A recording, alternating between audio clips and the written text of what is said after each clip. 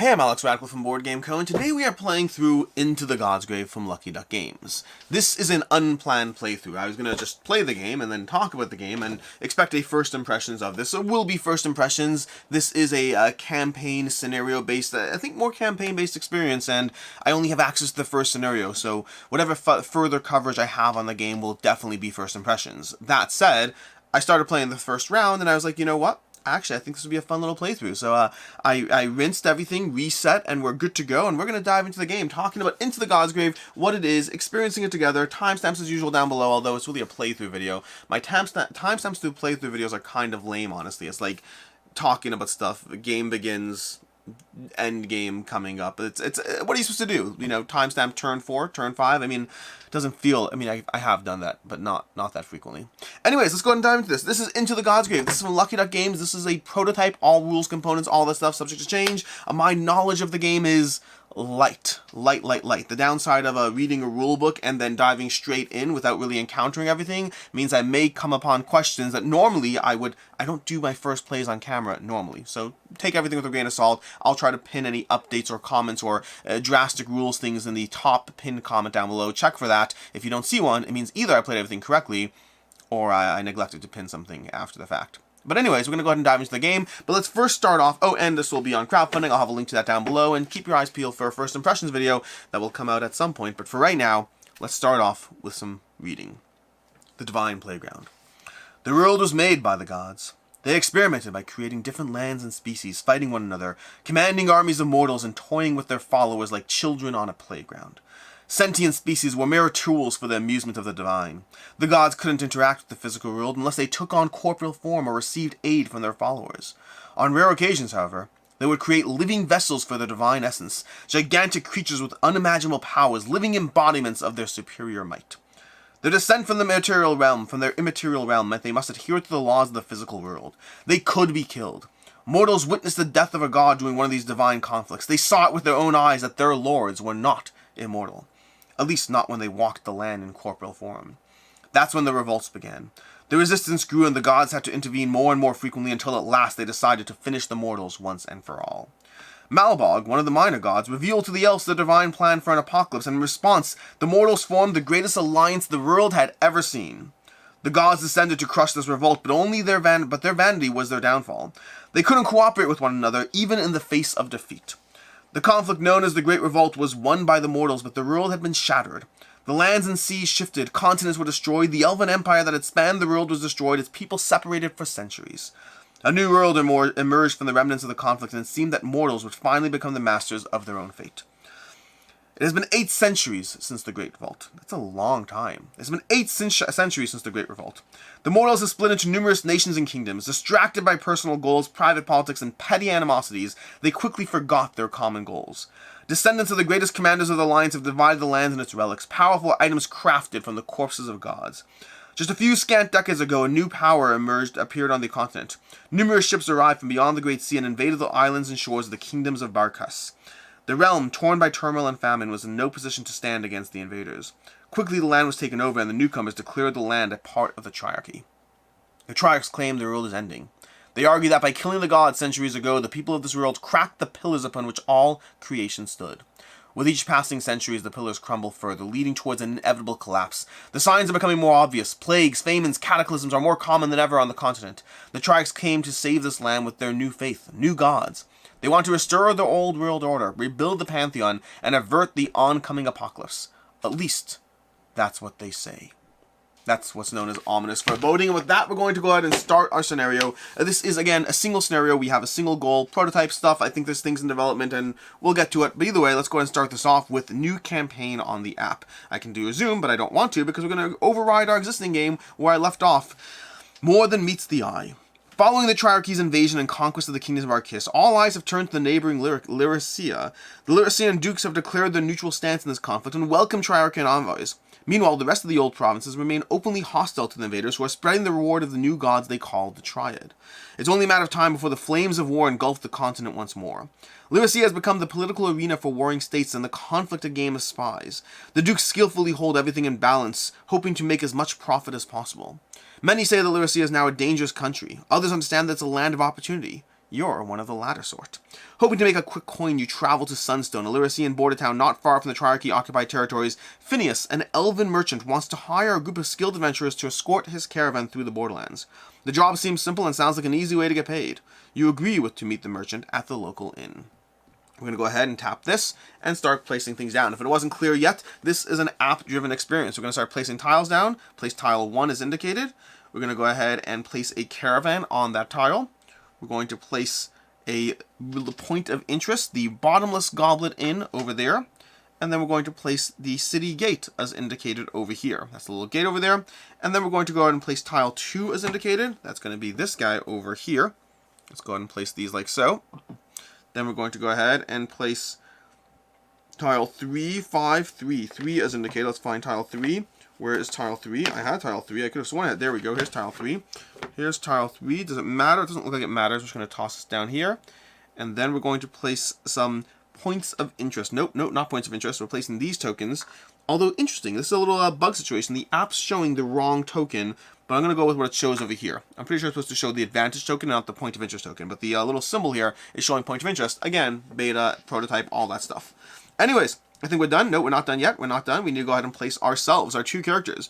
We have these 2 characters over here. We're going to go into this region of the city. A character is made up of a portrait, their race over here, their species, and then their ability card over here. We also have a pre-constructed deck of cards. This is a deck of cards you'll be able to modify and adjust as you go through the game. It might not be as relevant to us playing through the game, although if you encounter a new card in the game, you can take it, and then there's deck construction and stuff in between games. We're placing the Infiltrator mini, the Relictor mini. If you hear a vacuum in the background, there's a vacuuming going on. Planning phase. Each player takes 2 test tokens. Every single round, you're going to take 2 test tokens. We're going to dump them into our little component trays. Choose 1 plan card for this round. That's going to be a bunch of plan cards over here, including one that lets you pull back your plan cards. Each player draws resource tokens, movement tokens, and player cards as indicated on the chosen plan card. We start with 6 cards already, and we're going to go through this over here, and we're going to choose Reconnaissance, I think. Ooh. Each scouting test, you may swap any die. I think we're going to be going scouting this first turn, at least twice, because there's 2 regions over here to scout. So we're going to choose Reconnaissance, which means we're going to take 5 money per character. You're going to look at the side of the card and take that much money and just toss it into our little trays over here. We're going to pop some money down. We're going to pop some footprints down because we also have 5 footprints per character. And we're going to use those to move around the board.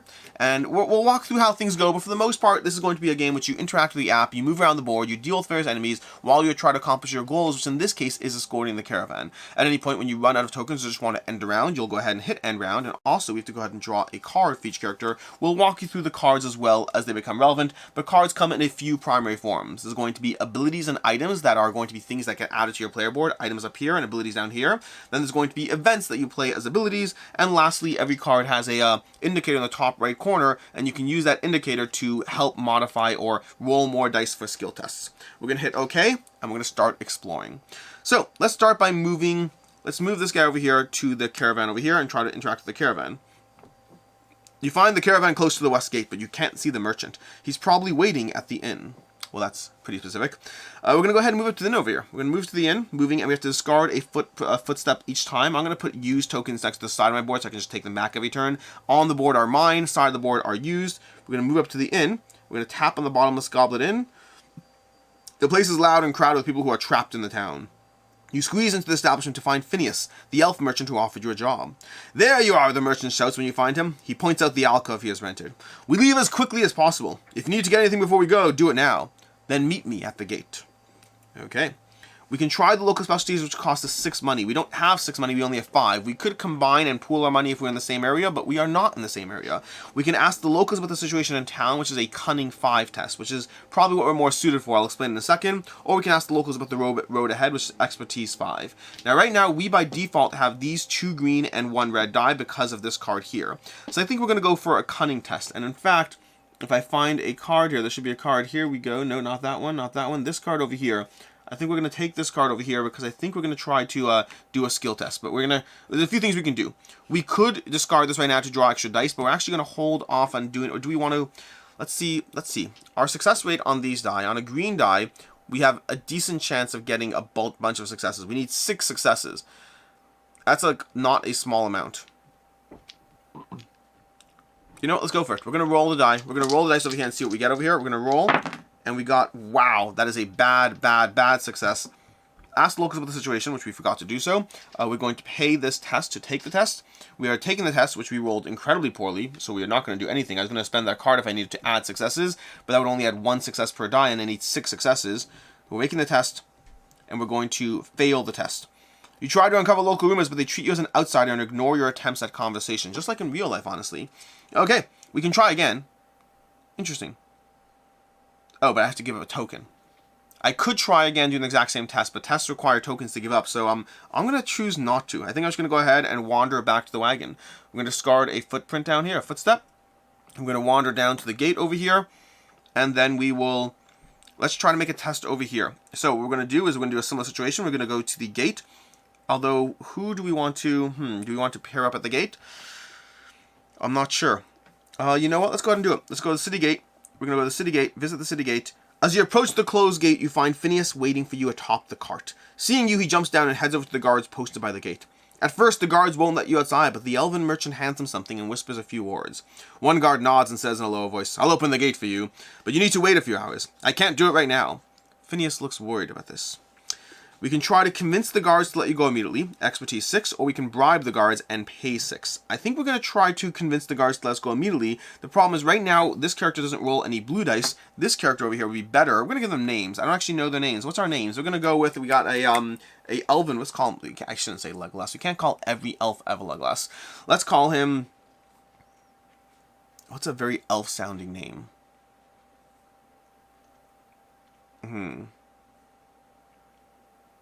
Alstrad? No, not enough S's.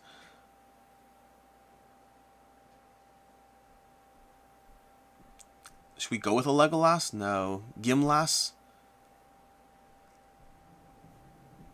Legoly? I'm like combining Gimli and Legolas in those. I don't know. We'll figure out the names later. We'll keep going. We could call him Chuck. Let's call the elf Chuck. I like the idea of calling the elf Chuck. We're going to call the elf Chuck, okay? We're going to call the woman Malistrad. Sounds good, right? I have no clue Malistrad is. Malistrad a character? No, there's Melisandre, but actually she does look a little Melisandre. Let's go with Chuck and Melisandre. I like how after avoiding an intentional reference to a popular IP, I then went ahead and used a popular reference to an IP. So we have Chuck and Melisandre are wandering around. I apologize, Lucky Duck, for what I'm naming your characters here. But anyways, Chuck is not really well suited for the test, so Melisandre is going to walk over there. She's going to discard a boot token. Speaking of which, yeah, we did all the boot tokens properly. Okay, great. Which means Melisandre has these dice to roll, which is probably not enough for a successful test. So we're going to look through my hand over here, and we're going to start getting rid of some cards. Basically, we can start to discard cards for their, either sorted by values over here, by the colors on the corner, and we can discard some of these cards. We have a few different options here. We have an event. We have an event over here. Draw 2 cards and discard a card from your hand. That's okay. You may return 1 card from your discard pile to your hand. That is cool. That is cool. I like that. But I think I'm just going to discard these 2 cards. I'll keep the divination dice over here. So we're going to discard these 2 cards, and we're going to put them into my discard pile to draw 2 extra blue dice. So we're going to be doing a stronger test over here. Try to convince the guards to let you go. Do you want to make a test? Yes. We're going to give up one of these tokens over here, and then we're going to go ahead and roll. And we got 1, 2, 3, 4, 5, 6, 7, 8, 9, 10, and that's what we got. Now, the way these symbols work is on these blue dice over here, all of the symbols are going to contribute to successes. On the other dice, only these symbols here. Each dice has automatic successes and then successes for that type of test. We have a massive success over here, so we're going to pass. The guards finally agree and open the gate. Fine, but make it quick. Gain 1 advantage token. These can be used in place of, 2 of them can be used to take a test. You can now scout the neighboring tiles now. Ooh, we can scout the neighboring tiles now? I don't understand that. Could we not have done so before? It could be we couldn't have done so before, but I guess we're going to go ahead and do so. Anyways, let's go ahead and start moving around. Remove the city gate token. That's going to be off the board. We're going to take that off to the side. We're going to hit OK. And then we're going to start wandering through. We now have our characters over here. They're both here, and we kind of want to make our way to the various areas. I think we're going to move you that way. And the reason for this, I think we're going to go ahead. In each test performed in a forest area, we should probably try prepping for the situation for the future. So we got a few things here. He's good at going to forest regions. Your first move. We're going to go ahead and place this down over here. We're going to pay 3 money from his thing over here. And that's going to be putting down forest trails. Forest trails, and each test performed in a forest area, treat all blank dice rolled as successes. As 1 success. Your first move between 2 forest areas each round is free. So we're going to put that into play as an active ability. That's going to stay in play. We've paid for that, and that means now we can spend another movement to go over here. That's going to be oh, it's going to be tricky. 1, 2. I guess 1, and then 2 over here, which means we can't actually make our way down there. That's unfortunate. I kind of wanted to go down there, but what should I do? You know what? In each guiding test, you may swap any die for decisions. I'm sorry. You know what? We're going to go ahead and slightly change that. We're going to go here instead. Okay, so we're going to go there, that direction. And that means in each guiding test, you may swap any die for that. Okay, great. So we are wandering over here, which means he's used his movement to move there. I don't have any more movement. We're going to go ahead and tap this. Explore tile 2. Yes. To scout the map tile, spend 1 test and perform a cunning 5. I think we'll do that. We'll do a test over here. We have a test token. All tokens in general leave at the end of the round, so we may as well.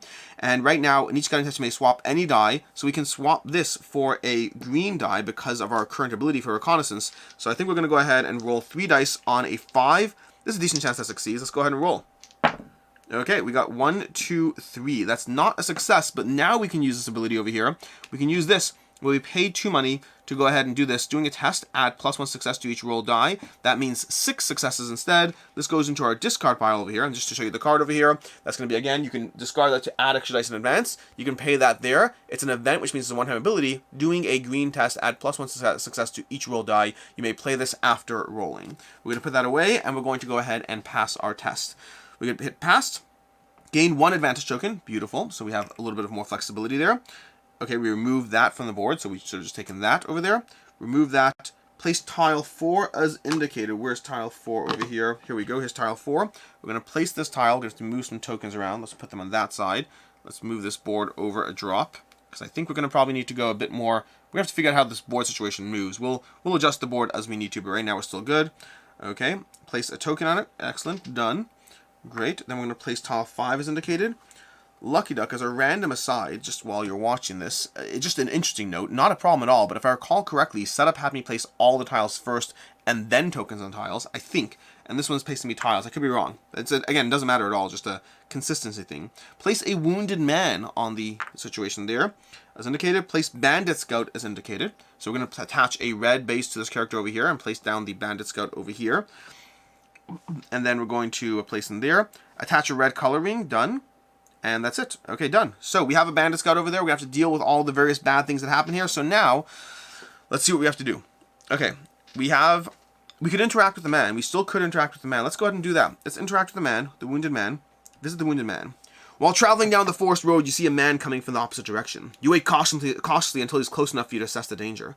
The man is heavily wounded. You recognize the fox emblem of his armor as the sigil of the Lyrian road wardens. Ruthless people who often take bribes to protect travelers and show no hesitation killing those who don't pay. The road warden, however, is at your mercy. What do you decide to do? We can ask what happened. We can rob the road warden and leave him for dead. We can tend to his wounds, which would have to pay resources. We don't have that. Ignore the man and let him pass. I mean, they did say he's ruthless, so I don't mind turning to the dark side against people who are ruthless. Rob the road warden and leave him for dead. Do you want to rob him of his valuables and leave him deeper in the woods? Yes. You are ruthless, but so are the road wardens to their victims. You quickly overcome the wounded man, take his weapon and whatever useful supplies he had. Gain an advantage token.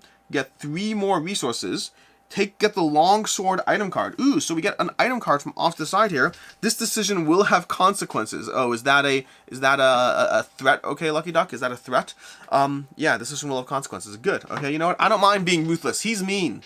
We have the longsword. This is going to be a red card, 3 resources to play it, and it's going to give us a stronger attack, which is good because right now we have somebody in our zone over here we might have to deal with at some point. Honestly, I don't really have...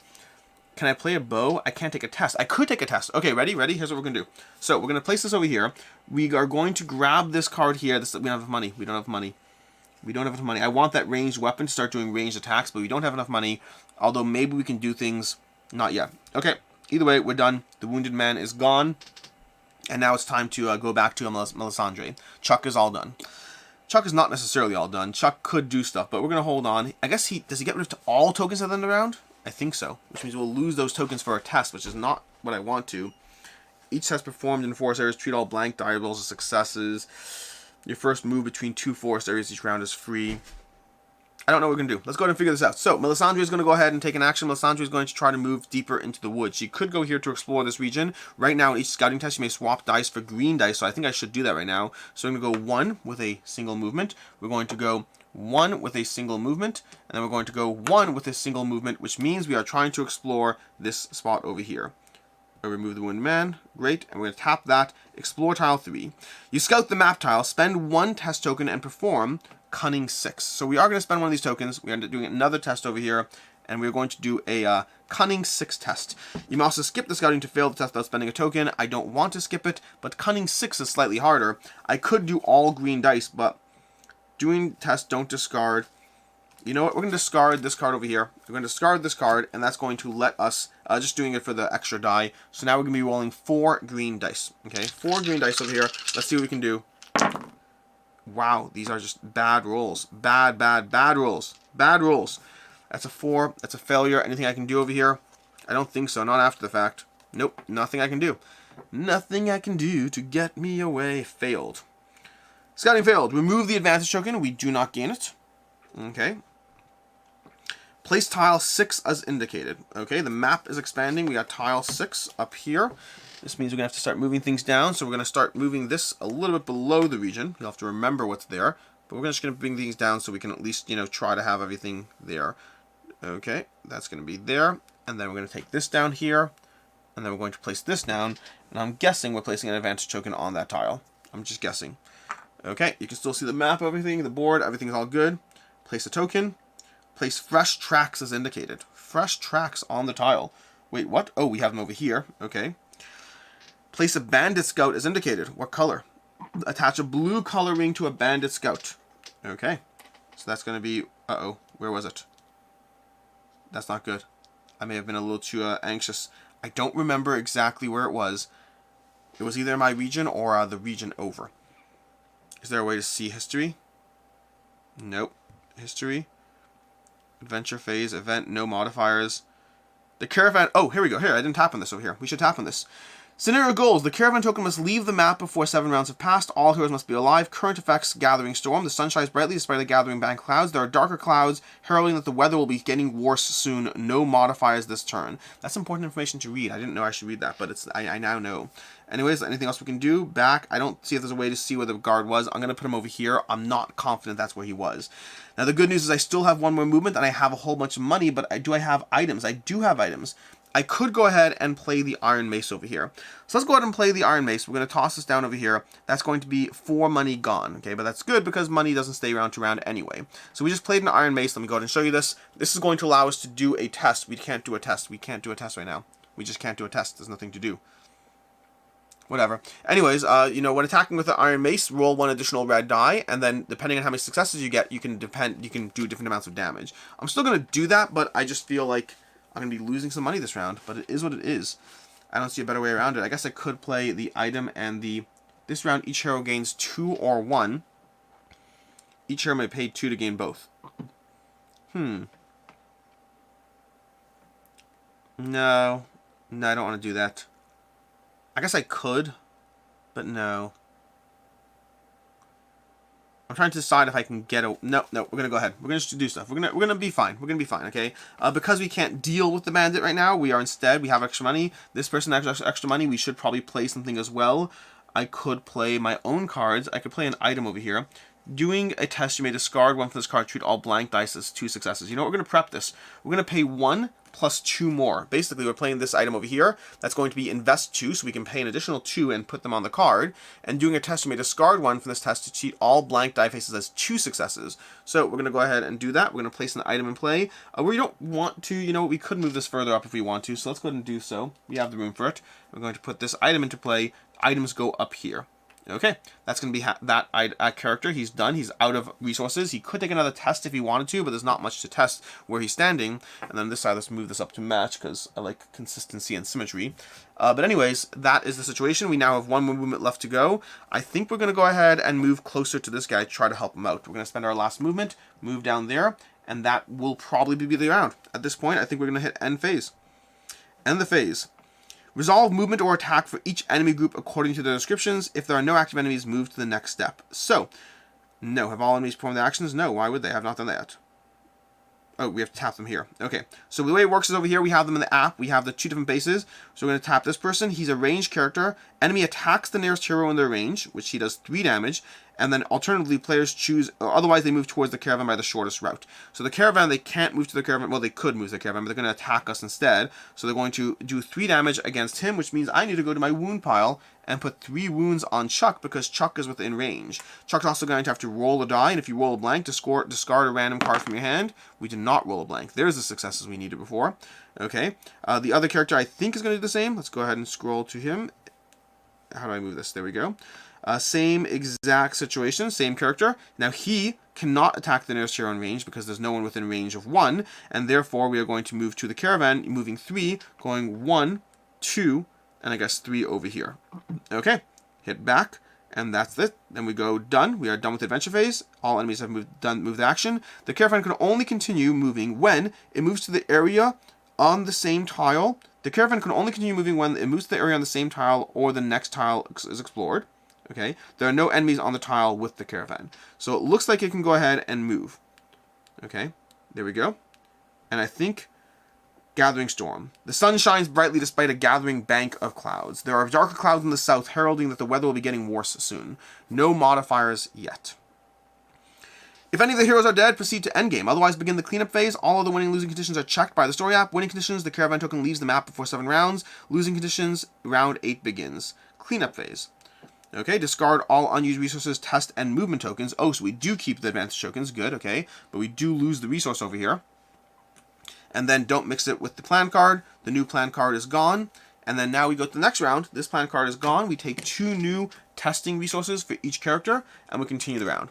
That is round 1. Round 1 is complete. The caravan is moved. We need to deal with the bandit who's on the caravan if we want to continue moving, which means we need to up our offensive capabilities here. We also need resources because I'd love to be able to play, if I can use I think that'd be helpful, if I can play a bow. The enemies have how much damage? I'll have to check that in a second. We're going to go ahead and take our tokens. We're going to play a plan card. If I look at the enemies, it looks like they have 6 health each, which means I could theoretically do a 6 damage attack. Let's see what we got here. So, we have gathered information, 8 resources, 1 card, and 2 movement. You may pay cards to draw cards this round. That's fun. Regroup, take all your used plan cards back. We're not going to do that yet. That's a weaker card. Guard duty, whenever any enemy enters your area, you may immediately perform 1 combat test against it. That's useful, but not right now because they're currently not going to enter. We have over here 6, don't discard unused at the end of this round. So it's a nice saving card. Hunt them down. When attacking an enemy that's already damaged, add +1 die of any type. I don't think they're already damaged. Fresh ideas, may discard a number of cards from your hand, then draw that many cards. I think we're going to go with gather information. I don't think we need that much movement right now, because right now we're going to focus our movement on taking down the characters who are right around us. So I think we're going to play gather information and get a lot of resources. So we're going to get 8 resources each. 1, 2, 3, 4, 5, 6, 7, 8. Okay, we have gotten 8 resources for Chuck and 2 movement tokens for Chuck. And then drawing 1 card for Chuck. Chuck's going to draw this card over here, which is going to be another Uncanny Eyes. That's helpful. That's going to be very helpful as we try to take down the baddies. That's going to be Chuck's ability. And then we're going to go ahead and have this character get 2 movement as well. Melisandre. She has 1, 2, 3, 4. That's going to be 1, 2, 3, 4, 5, 6, 7, and 8. Okay, time to hunt down the bandit archers and take them out before they get in the way. And then we're also going to draw a card from Melisandre, and we got Unexpected Treasure. Each hero in your area gains 1. That's an event, though, so we can try to choose. Oh, interesting. Is area literally the area, or is it the tile? I don't know, but we're going to find out. Anyways, we're going to go ahead and discard this card over here. We're placing that off the side. Technically, I guess it stays in play. Oh, we could draw cards this round. We could spend money to draw cards. That's useful. In the meantime, we are going to start taking decisions. So we have 2 bandit archers we need to deal with. He has a ranged weapon. We're going to go ahead and play a U-bow over here. A U-bow, which is going to be this card. It's going to give us a ranged invest 3. So it's going to cost us 5 for that. 1, 2, 3, 4, 5. And then we're going to put 3 on it. Discard a token from the U-bow to attack with it. And then we can go ahead and on a 10 plus, we can get 9 damage, which we don't need that. We only need 6 to 9 damage because these characters are much easier to attack. We're going to place that over here. You always have your staff. You can cover it up, but you always get it back if you need to. And now it's time to try to figure out how we want to deal with the bandits. My assumption is we're going to move this guy down here. We're going to leave Chuck as is. Chuck could honestly probably play both of the attacks. Possibly. He only rolls 3 dice. Getting a 6+ on 3 dice is doable. I do still have my other card. You know what? We're going to start the game off with a Chuck taking a combat test against this bandit over here. We're going to go ahead and roll 3 dice. That's it. Do we want to roll more than 3? We have a green one. This round each hero gains 2. You know what? Let's go ahead and roll a fourth dice. We're going to discard this card to roll a fourth dice. We only draw 3 of this and 1. Okay, this is what we're doing over here. In each test performed in forest areas. He's not in a forest area. We're fine. We're going to go ahead and do a ranged attack over here. It's a ranged ability. We have to discard a resource from here. And we have to go ahead and roll dice. And we got 1, 2, 3. Okay, so what do we have? We have 1, 2, 3, 4, 5. Okay, so this over here is not going to help us over here. That's 5. That is enough to do 3 damage to him. Chuck's letting me down. I'm like trying, Chuck. I really am. You're letting me down. We're going to just destroy our bow right now. It's fine. It's fine. We're going to do 3 damage to him. It's all good. So we're going to deal 3 damage to the combat enemy, which means we're going to tap this blue base here. We're going to find this guy. Nope, back. Slide down over here. And then we're going to find the slider and deal 3 damage to him. He's now down to half health. But we are going to attack again. This time we're going to give up another combat test token over here. And we're going to take him out again. But we're not going to roll extra dice this time. We're going to assume that we can get at least 3 hits on this and hope for the best. And we got 1, 2, and 3. It was close, but we did get the 3 needed. That's going to be another 3 damage. That's going to bring him down to 0, which means he's now dead. Okay, that's that.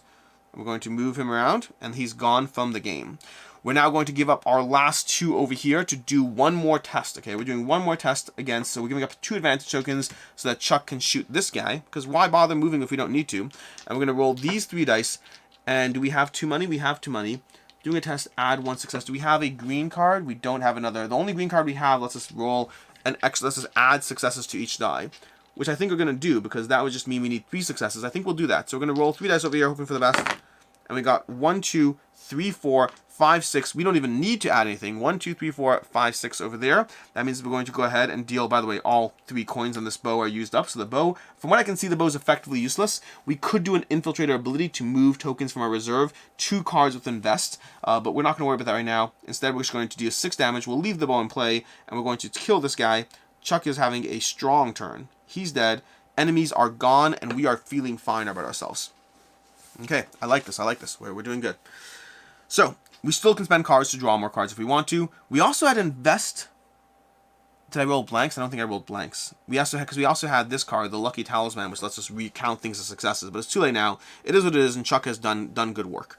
That does mean this man that goes off the board over here. We are done with that guy. And it's time to decide what else we want to do. Chuck does have 2 movement. Should we want to use it? We'll see. But also, if we move on to... Melisandre wants to take a turn. She wants to do useful things. She could move to the next region. You know what? She'll do that. She'll do that. Okay, here's what's going to happen. Okay, ready? So we're going to have Melisandre move over here for 1 movement token. That's going to be 1 movement token gone. Then she's going to immediately play this card. Each hero in your area gains 1. So we're going to give 1 to Chuck and 1 to Melisandre herself.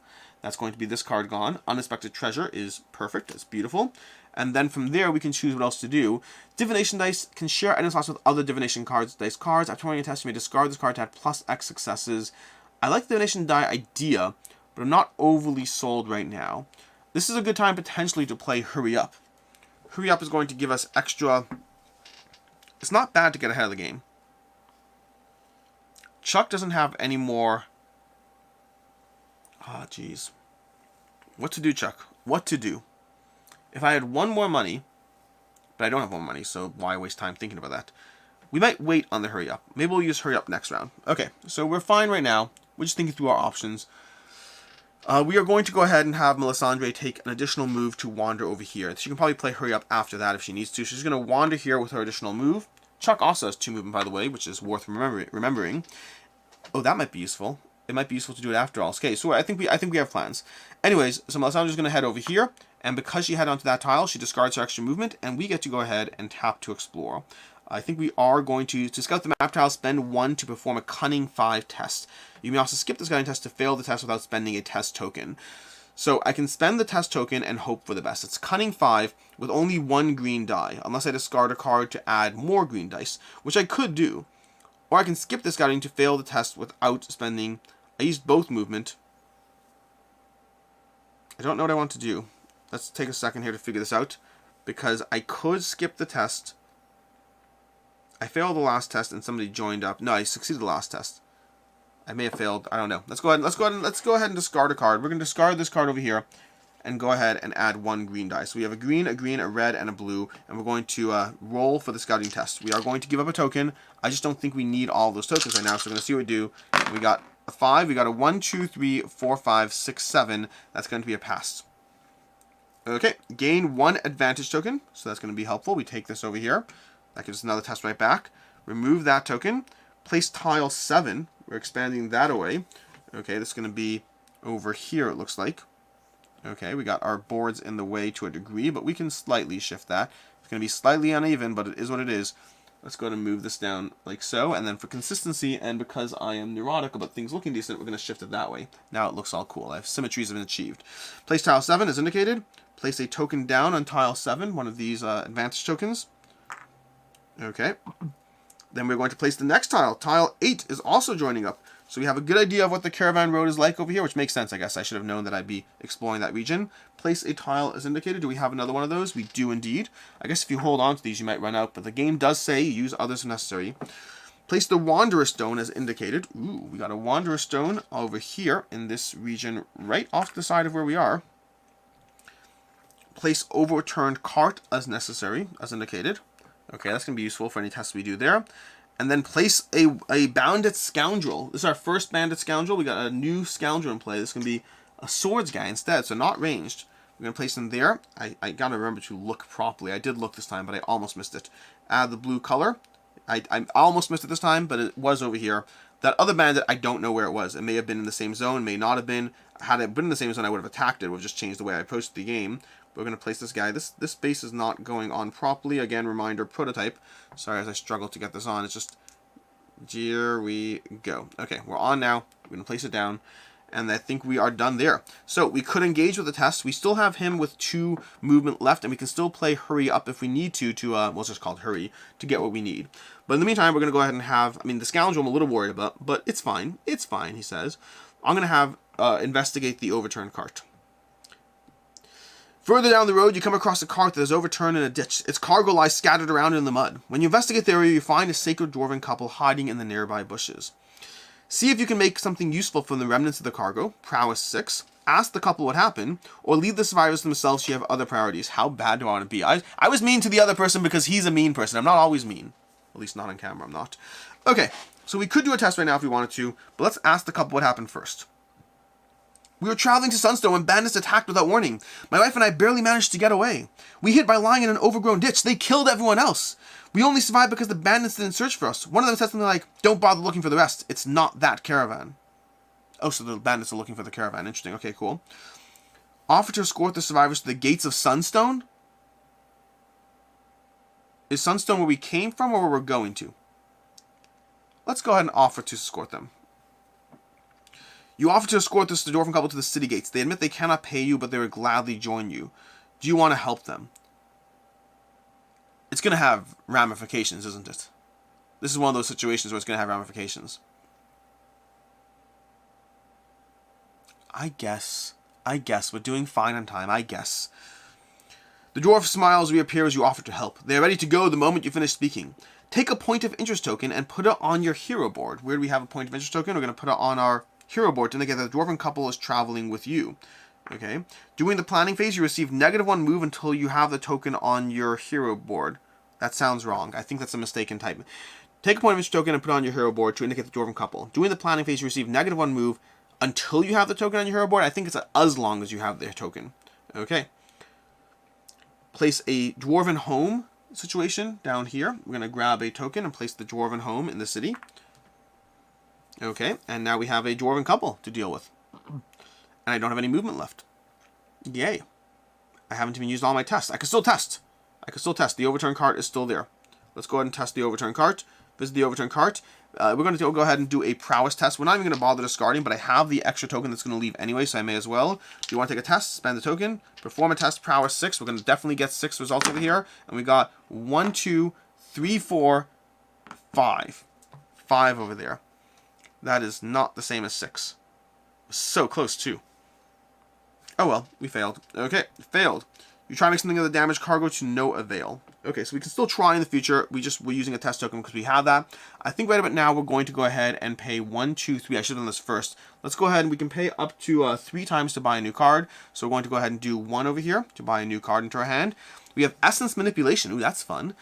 Suppress or deal 1 damage up to 3 times divided as you choose between any number of enemies. Retrieve, stun, or deal 2 damage up to 3 times divided as you choose between any number of enemies. Fun. Okay, cool. I like this. I like this. Anyways, we're going to go ahead and place this down over here. We're going to do it again because I can afford to right now. We're going to take another one, another card, and we're going to get Unexpected Treasure, which would have been helpful to have earlier. We're going to do it again, and we're going to draw a mace, which is not as helpful, but it could be used for adding red dice to an event that we want to do. And then we're going to go ahead and do it again because we just don't need all these things. We're going to have can share item slots with other divination dice. Beautiful. Okay, so now we're going to start throwing divination dice in play. So we're going to spend 2 to throw a divination die into play into one of my item slots up here. That's going to allow us to discard these cards because now we have additional divination dice that's going to be very useful for accomplishing various tests. And then we're going to spend my last 3 over here because we want to try to take the test over here. We're going to spend the last 3 to go ahead and do this round. Each hero gains 2. Each hero may pay 2 to gain both. So we're going to give ourselves 2 boots to ourselves, and we're going to immediately use those 2 boots to go 1, 2 back to the caravan because we're trying to get back over there so we can drop off her, like, you know, dwarven couple before things get too annoying. It is what it is. We're trying to be good people. That's going to be the situation there. Hurry up is gone. We also get to give 2 or a test. 2 or a test. Is that enough? Do I have a mace? 1, 2. I still have 2 movement over on Chuck. So I could give Chuck a test because 1, 2. Yeah, we're going to do that. We're going to go ahead. We're going to give Chuck a test right now, okay? I don't think it's enough. No, I got to be careful here. I gotta be careful. We gotta make decisions here. We could give movement to Chuck. Let's give him a test. We're gonna give Chuck a test situation, okay? So Chuck's gonna gain a test. I don't know if we're gonna be able to use it or not, but we're gonna try what we can over here.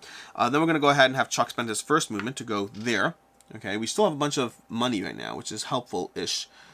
Oh, did we ever share the same spot? We did not. We did not. That's not helpful. I would have been great to share the same spot. Okay, so we're gonna go ahead and have Chuck move up. Chuck does have an iron longsword. That could be useful. 4 to 5, 4, 6 plus 6.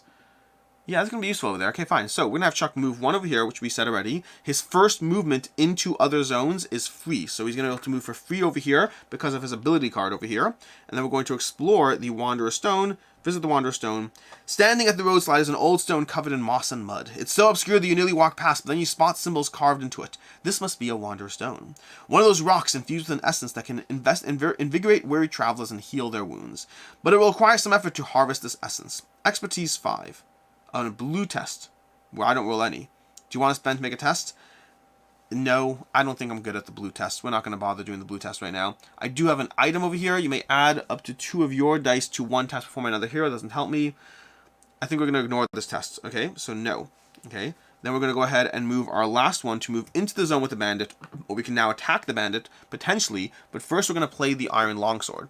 The iron longsword is going to go on top of our bow. It's going to cost us 3 money to do so over here. But we at least get that iron longsword in play. We're going to play it. And now if we roll 6 successes, we can, well, you know, get stuff.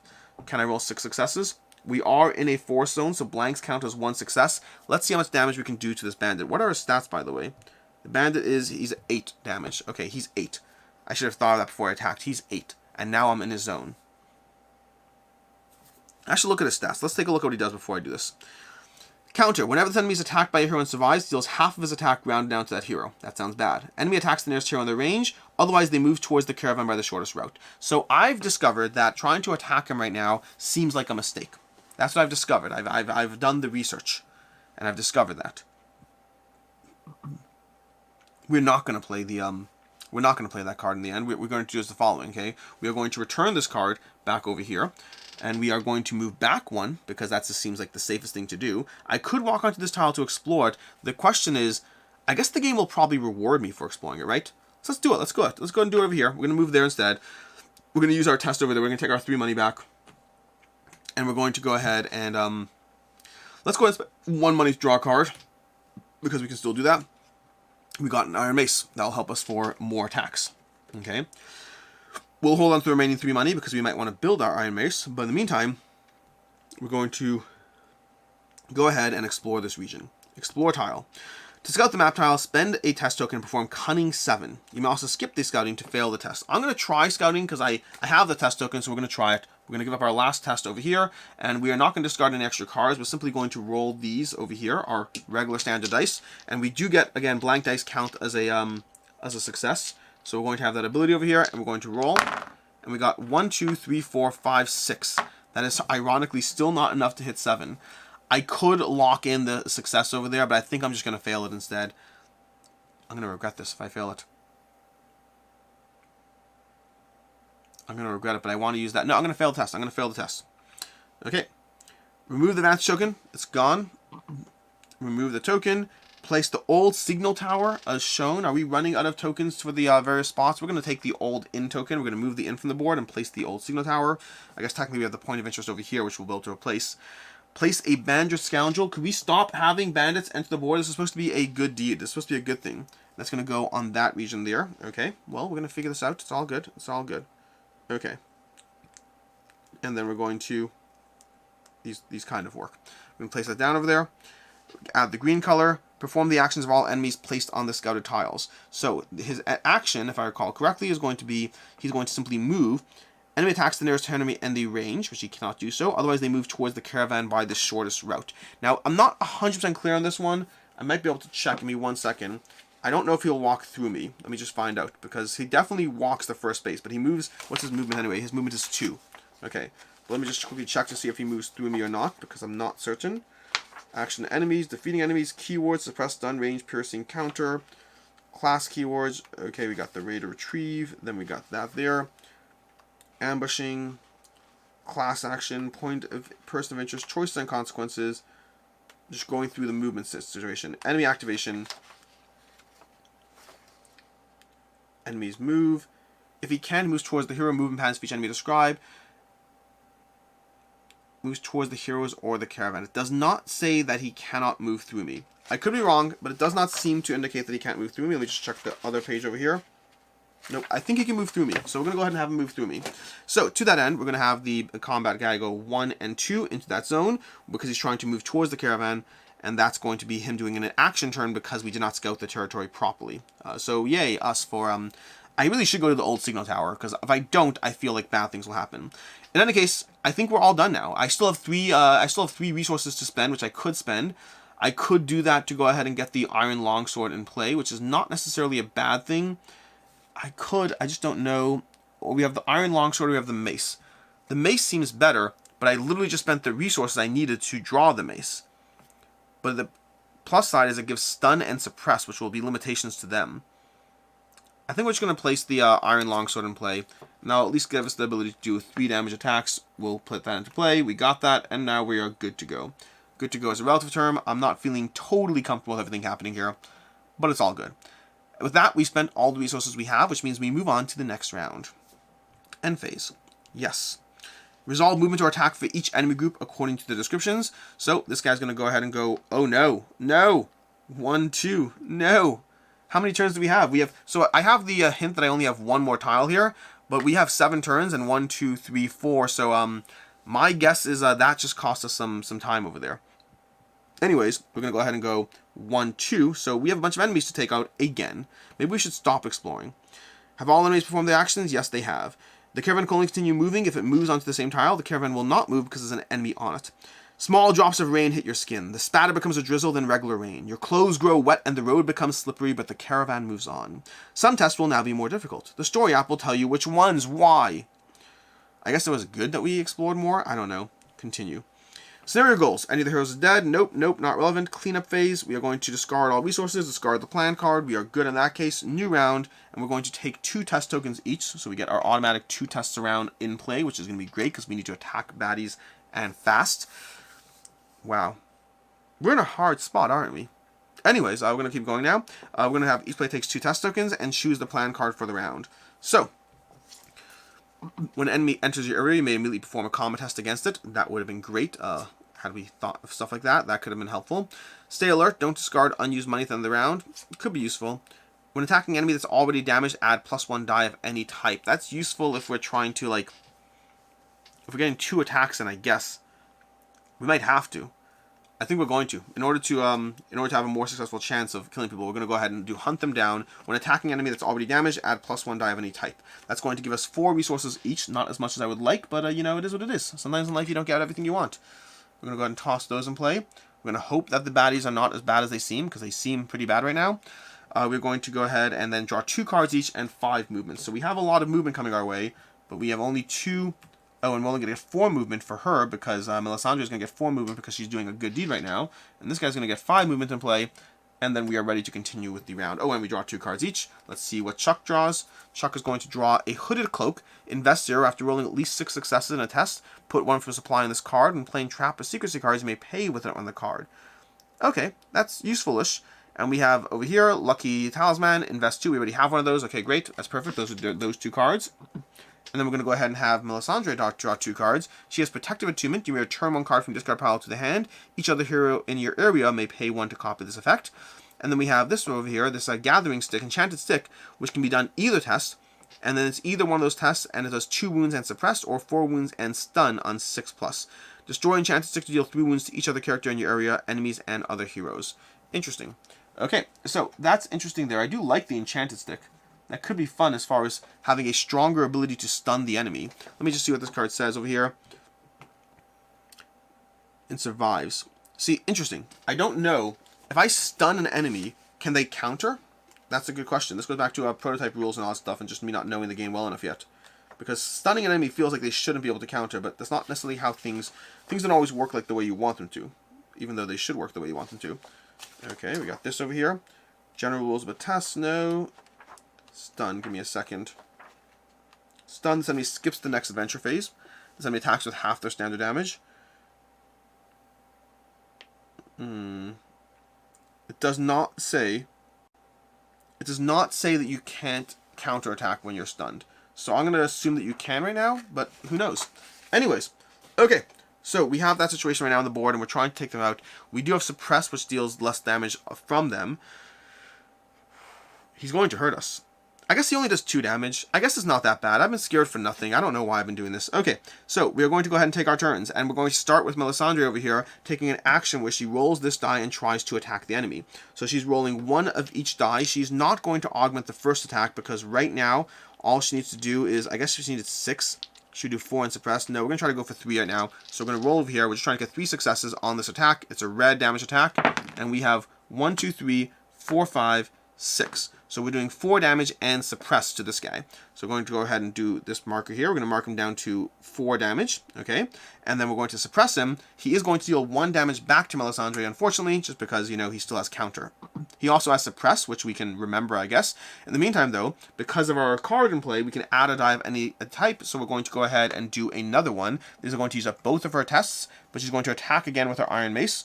Also, I made a mistake. Hold up. I get to roll an extra die here.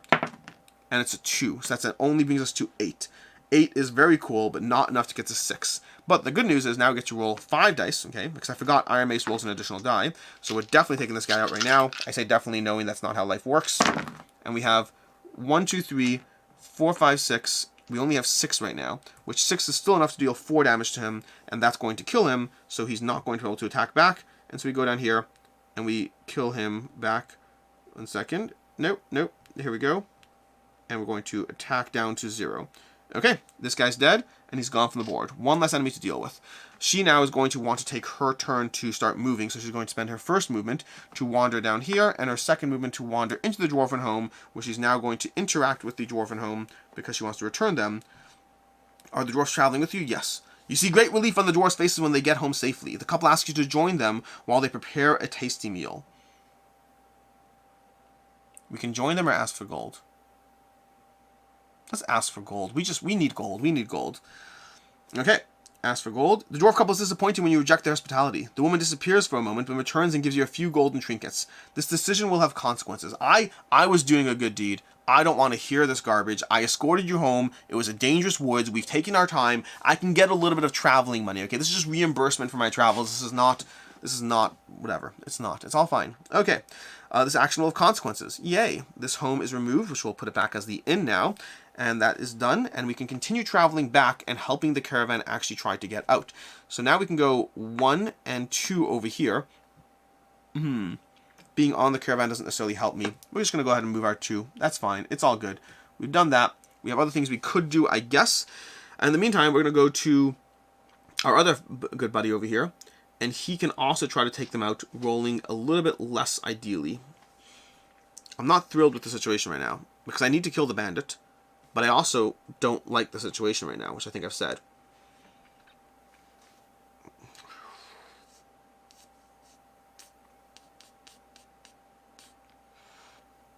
I have options. I have options. We got them too. So give me all 3 and I'll give them to you.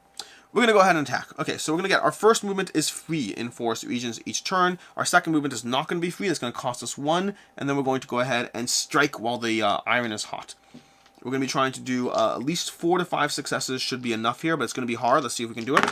Okay, we got 1, 2, 3 successes. That's not 4 to 5, but blank dice. You may discard from this card to treat all blank dice's faces as 2 successes. That's going to bring us to 7 successes, which means 6 wounds. So we discarded our lucky talisman, or one of them, and then that's going to be 7 successes over there. So that's bringing this guy over here down to 6 wounds, so down to 2 health. Okay, now he is going to attack us back, unfortunately. Let's go back down here. There we go. He's going to attack us back, dealing 1 damage to us. And then we're going to go ahead and attack again. And this time, because of, again, the rules, we can roll an extra die because of our scenario card. And we're doing our second attack against him. And we're going to do this over here. Okay? And we got that. That's plenty of successes over there. That's enough to kill him. He's now dead. And the enemies are once again gone from the map. So we are taking out the enemies. We're doing fine. We're managing our resources. Everything's fine. Everything's fine. Everything's fine. Now, decisions. So, we have plenty of movement left on our guy over there, so let's go ahead and take some movement actions. We can go ahead and use our movement to start wandering around the board. We have 4 movement. Let's see what we can spend. So, we're going to go 1 over here. That was a region that required magic. I want that tower. I want to see what's there. Okay, so 2 over there. That's going to be 2 of our movement gone. 3 to move into that zone. It's better be something good and helpful, because otherwise, why do we waste our time doing it? We're going to tap on the old signal tower. We're going to visit it.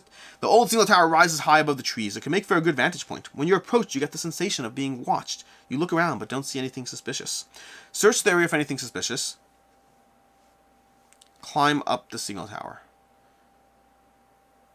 Like, obviously, you're supposed to search. We're going to ignore it. We're going to climb up the signal tower. Okay.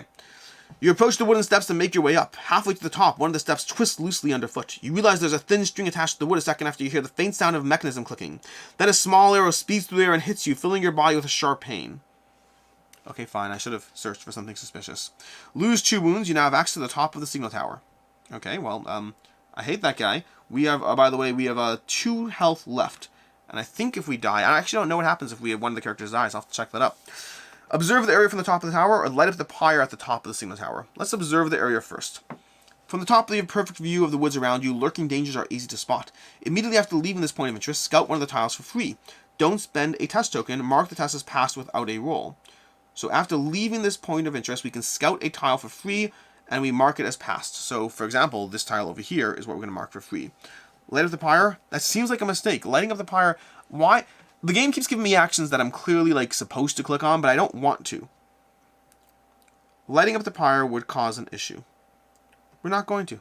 We're not going to. I'm just not going to do it. I don't know. Okay, we'll leave it for you to discover. This way, when you play the game, you have things you can play around with. We're going to back, and we now have 1 movement left, and we can automatically, we're leaving the point of interest, so we can scout this tower for this tile for free over here. Explore it. We're going to pass it. Gain an advantage token. Yes. Okay, perfect. Helpful. And we're going to go ahead and remove this token. Place tile 9 as indicated. We have our last tile, although symmetry is now a problem again. I'm going to place this tile like so. Okay. And we're going to see what we can get on camera. Is this still on camera? This is still barely on camera. We're just going to have to move this over to match again. Okay. Why are we doing this? I don't know, because I'm just neurotic and obsessive, and that, whatever, it is what it is. Place tile 9. Place the token as indicated. We're going to place that down over there. Place the nest as indicated. Okay, so we need another point of interest token because we don't have enough of them. So we're going to put that down over there. Use the bandit scoundrel. Why are you giving me a bandit scoundrel? Do not do so. I don't want it one bit. Let's go ahead and mark the bandit scoundrel. I'm going to put this around and around and around and around and around and around. And we're going to place it down over here, it looks like. Yeah, down here. Okay. Yellow coloring, and then we're done, I think. Okay, perfect. So, I could wander into a zone, but I don't have enough anything to attack with, so that feels like a mistake. 1, 2, 1, 2. Yeah, I don't think there's anything I can do there. I could move out of the zone, in which case he'll move into my zone for next round. I really need some health. Alright, we're going to go ahead and move out of the zone. So we're going to go ahead and spend our last movement to move out of this zone into the zone over here. So we have moved away. We have not lit any pyres. We don't know what would have happened if we do. We don't know what would have happened if we would have investigated. There is some degree of replayability to this, but let's go ahead and continue. And continuing wise, we are going to continue with, we've used all our movement. Now it's just about money. All the movement's gone. All the movement's gone. We can take the Iron Mace. The Iron Mace is slightly better, I believe. Let's go ahead and take the Iron Mace. We're going to place the Iron Mace down. 3 to 5 is 3, 6 to 8 is 4 and suppress. Yeah, we're going to place the Iron Mace down. We're going to place it on top of the card. So we're going to destroy this card and destroy that. And that's going to cost us 4 money. And it is what it is. But now we have a melee weapon, which can be helpful. Because I'm pretty sure he's going to wander towards me, I think. Let's figure out. Let's see how and where he moves exactly. In the meantime, we have a lot of money over here. How much money do we have? We have 1, 2, 3, 4, 5, 6, 7 money. 7 money to spend from her. How do we have 7 money? Oh, that's right. We got 3 gold from the dwarfs that have ramifications for the future.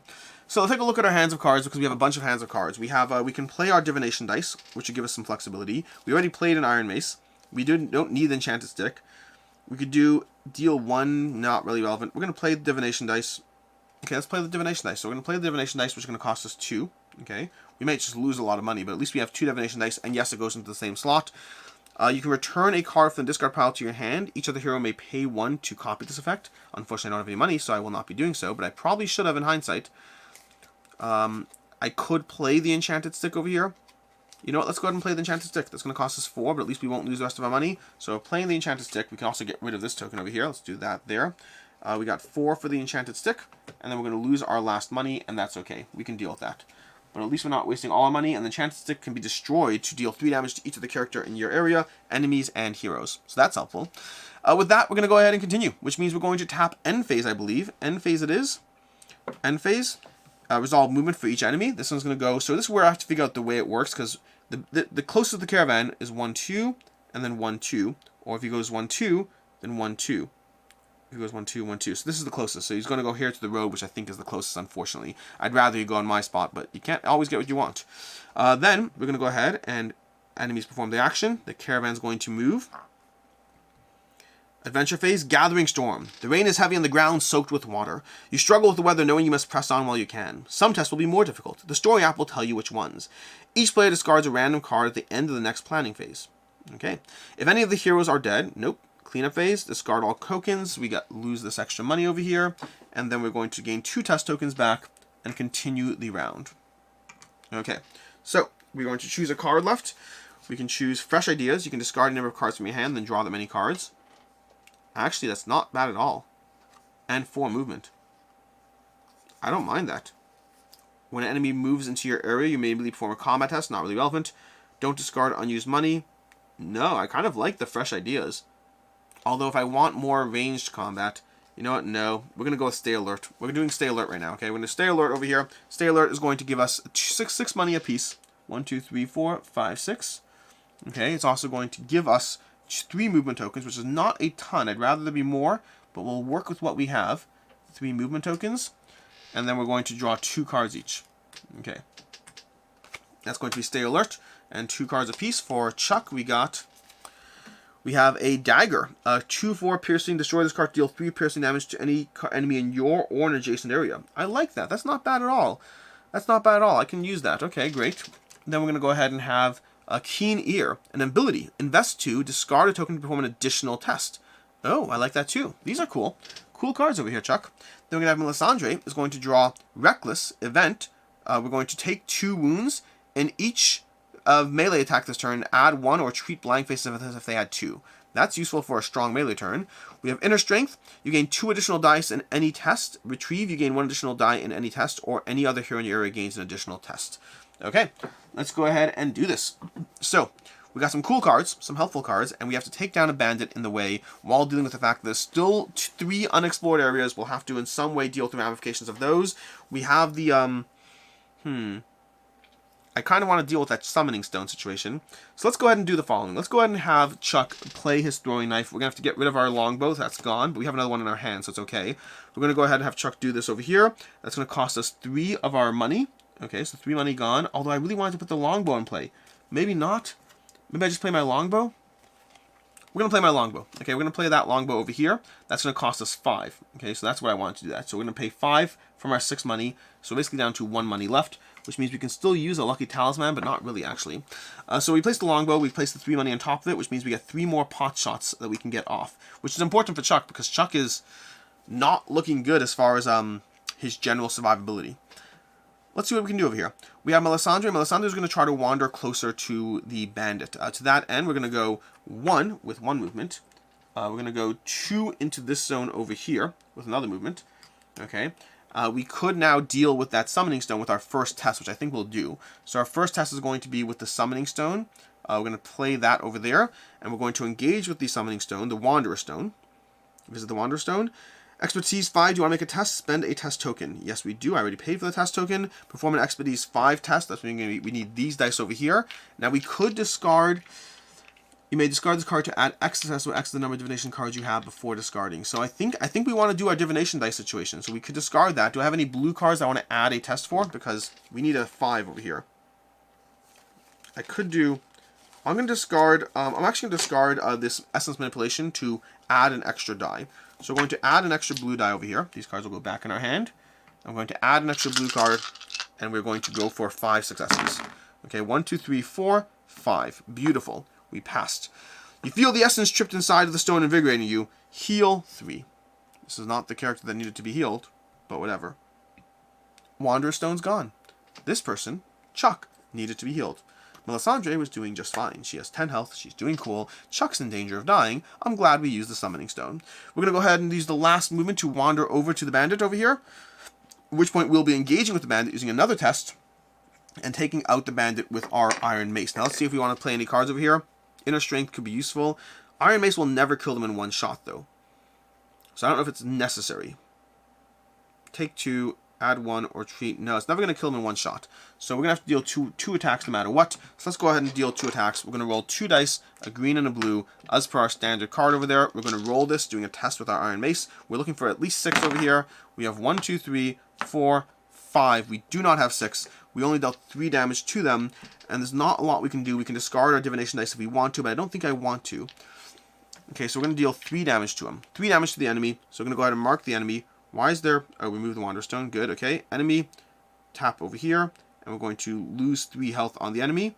And then we're going to use our last 2 advantage thingies to take an extra test. First time we're doing that. We're going to roll, and we're hoping to get 9 successes, which seems unlikely, but we're going to see what we can do.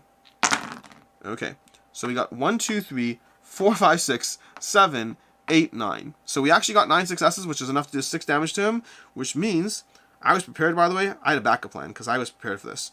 And we're going to kill him, and he's dead. Okay, enemy's gone. And my backup plan was to explode my enchanted stick, dealing 3 damage. So I was prepared for this. I just got lucky. Okay, we are done with that, which means it's time to move on to, well, you still have a ton of money. What are we going to do with all your money? Oh, wait, can I save money? I can save money this round. Don't discard money at the end of the round. Who cares what we do with the money? We're going to keep the money. We're rich. Okay, so we now want to engage with, we still have the overturn card, but I don't have any more tests that I can do. We are going to deal with Chuck. Has Chuck moved at all? I don't believe so. So Chuck gets a free movement to begin with. So free movement number 1. Then we're going to wander down. We have a nest over here, which feels like a horrible mistake to engage with, but we're going to engage with it. 1, 2. That's going to be our first movement over there. 3 over here into our second movement over here.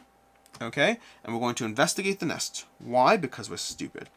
Deeper in the forest, you look for bandits who might be lurking in the treetops. You spot something shiny glittering above. You can climb up and investigate, though it could be dangerous. Yes, we're going to make the test this time. Okay, perform test prowess 8. We're not going to succeed. We're not going to succeed a prowess 8 test. Okay, well, we're going to, at least we get our successes in the forest. Our failures count as at least 1 something.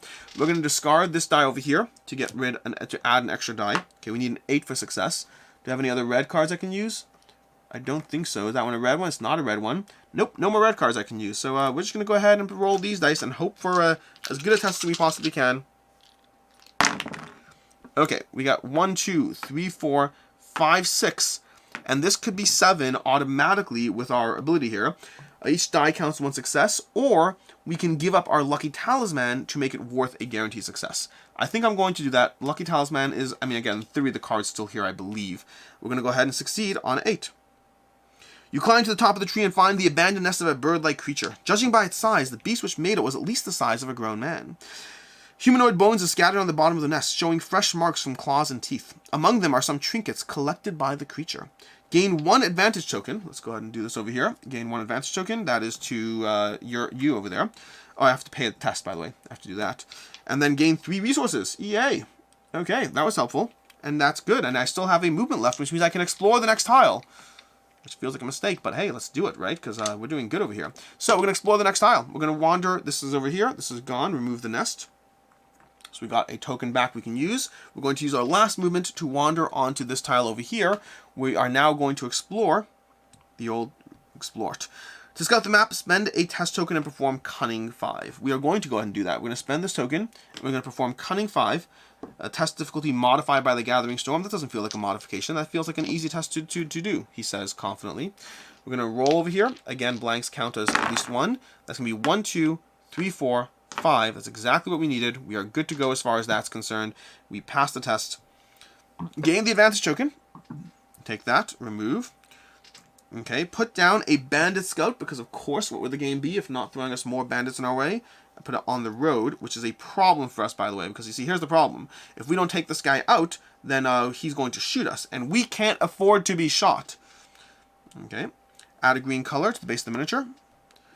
As the caravan trundles down the forest road, the sky grows darker and you get the strange sensation of being watched. Again. You turn to look at the nearby rocks and spot a dark figure standing at the top. Uh-oh. Uh-oh. Uh-oh, uh-oh, uh-oh, uh-oh. We have a character. Place hooded figure as indicated. I could have looked for him earlier. That was the guy. That was the strange... Maybe that was. At first you're certain the figure is an ancient statue with golden engravings, but then it raises its hand. In the same moment, thunder roars over your head, then something strange happens. Lightning strikes the caravan without damaging anything. The electricity doesn't even touch it, as if the caravan were inside a protective bubble. Surprised at first, the man in golden armor raises his hand once more. This time, the lightning strikes one of the old trees ahead.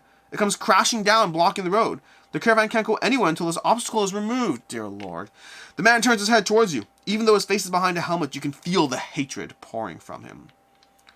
Fallen tree on the pathway ahead. At least it's where we are. Okay. And we now have a baddie on the map, which is not good. What's the baddie do? What does he do?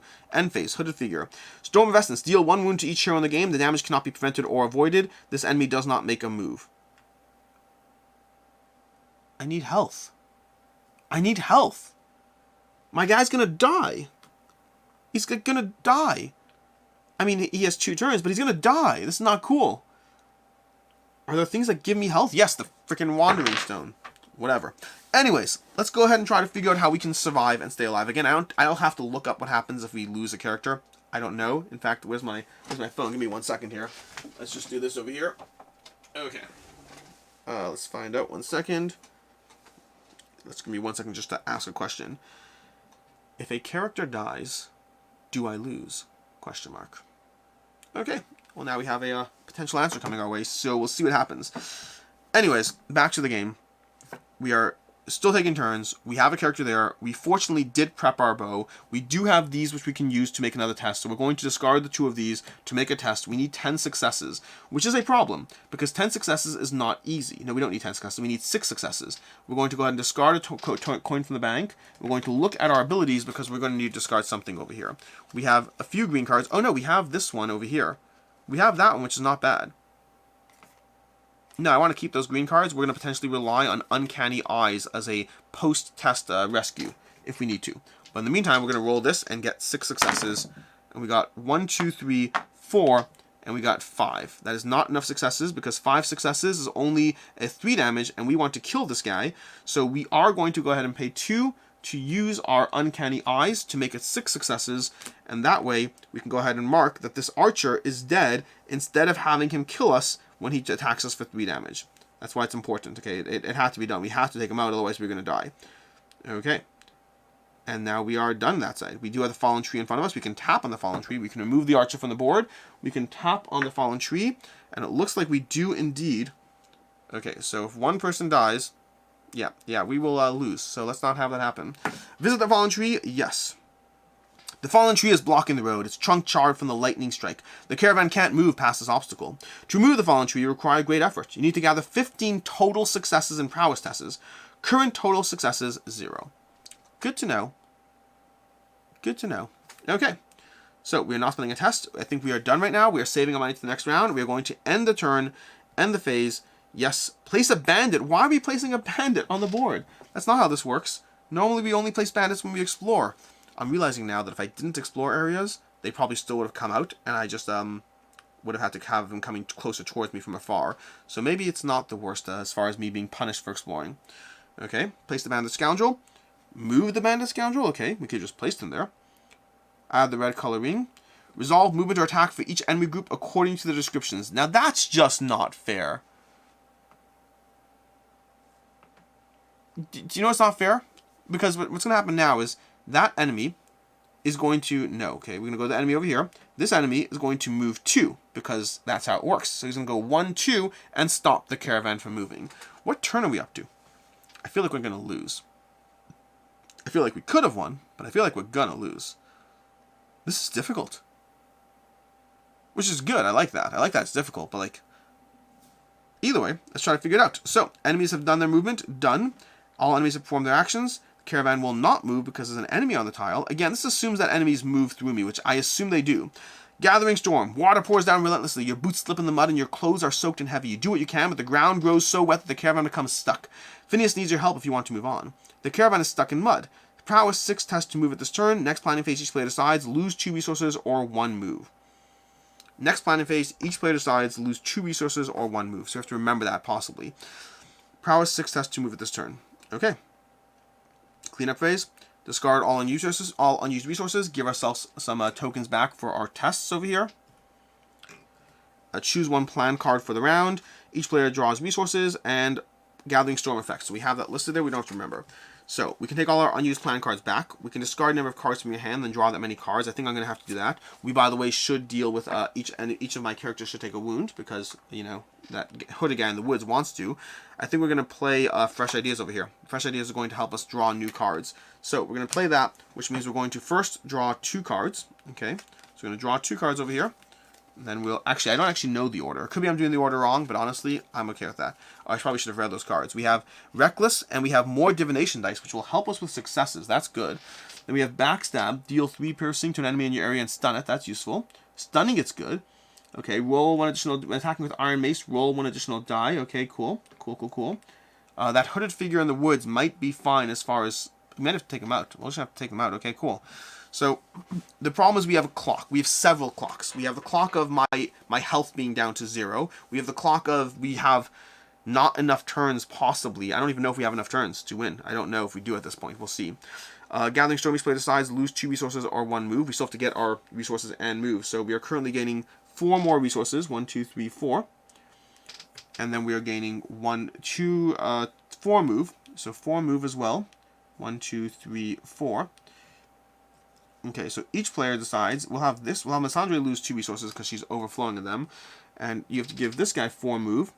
And I think he can probably afford to lose the move more than the resource. So we'll have him lose the move. Okay. And then we're going to decide to discard any number of cards from our hand. This is where we're going to look at the cards we have and see what is helpful to us. So, we can discard the Iron Mace because it's not helpful enough. So we're going to discard the Iron Mace. We'll discard Calm Counsel, I guess. Yeah, I guess so. I think I'm going to go ahead and discard my Hooded Cloak. That's 3. And then Keen Ear could be useful. That's me doing a bunch of extra tests, but I don't know if it's necessary right now. I'm going to discard Keen Ear. So we're discarding 4 cards. We're keeping the Lucky Coin. We're discarding 4 cards, and we're drawing 4 new cards. Let's see what we got. Let's see if we got something that heals us, because we need something that heals us. So, we have Well Prepared. Add 2 from the supply to any card. Nope, doesn't help. Well Prepared does not help. Hurrah did not help. Deal 3 piercing might help. Okay, So we have a situation. We know what we're doing at least. Okay, we know what we're doing on our turn. That's the upside. I think we're going to try to take down this guy because he currently doesn't have an attack value. He has an attack value. Never mind. The problem with that is that means... Oh, dear Lord. Because if he has an attack value, I could deal 6 damage. 6, 6, and 6. I have to take him out. I don't see a way around it. If I don't take him out, I'm going to die right now. Okay, well, we have one more character to go through over here. So let's see what we got over here. We have Reckless, which we don't... We're gonna keep Divination Dice for sure. We like that one. We are going to keep this one because that could be useful. Take 2, and each test add 1 or treat blank faces if they had 2. That could be useful too, honestly. We're going to get rid of... We don't have a way to... Okay, we're going to get rid of this one. We're going to get rid of this one. That's 1, 2, 3, and 4. We're discarding 4 cards and drawing 4 new cards. Let's see what we get. We're going to draw 1, 2, 3, and 4. Does not look like any healing, but we do have Divination Dice, which is fun. I like the Divination Dice ability. If you stack Divination Dice, that could be a lot of fun. Okay, so we may stack Divination Dice. We'll see what we do. In the meantime, we have an enemy on the caravan. Why? Because of course we do. So let's deal with one thing at a time. Let's see if we can take out the hooded scoundrel person, because I don't see another choice. I just don't see another choice. Okay, how much money do I have? I have 2 over here, which is important, and I have 2 over here, which is important, and then I could pay for the coin. I need 1 more coin, possibly, because deal 3 piercing, deal 3 piercing. I don't see a way around this. I think we're gonna die. I'm pretty sure we're gonna die. We will see. Okay. Storm of Essence. Now, the question part is interesting. So this part I might be doing wrong. It says Storm of Essence deal 1 wound to each hero in the game. But does it happen automatically? It doesn't specify that it happens automatically. Give me 1 second. Let me see. Let me find out. Does the hooded figure automatically cast Storm of Essence during the enemy phase? Or is it triggered by something else?